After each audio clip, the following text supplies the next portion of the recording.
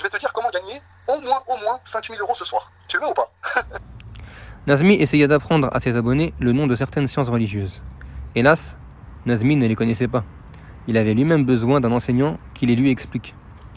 Il traduit en arabe les fondements de l'exégèse par usulun fit tafsir. Mais sa traduction indique des fondements dans l'exégèse. Ça se ressemble, mais ce n'est pas la même chose.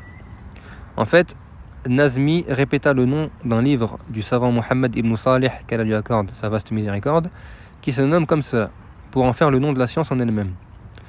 D'ailleurs, Nazmi traduit juste après les fondements de la jurisprudence par usul al-fiqh, et il ne dit pas usulun fil fiqh, ce qui indique une incohérence dans sa manière de traduire. Enfin, Nazmi traduit les fondements du hadith par al-mustalah, et c'est également faux. Nazmi inventa le nom d'une science religieuse en mélangeant deux mots arabes, mustalah et istilah.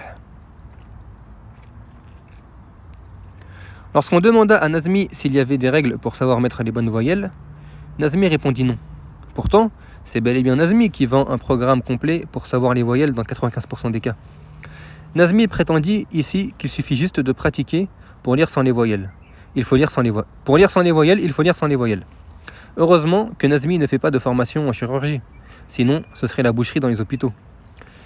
Nazmi conclut avec une anecdote en prétendant qu'un élève qui finit tous les niveaux du centre Al-Ibana n'a pas réussi à lire sans les voyelles, car il n'a pas mis en pratique la technique de Nazmi, qui, on le rappelle, s'est arrêté au niveau 4.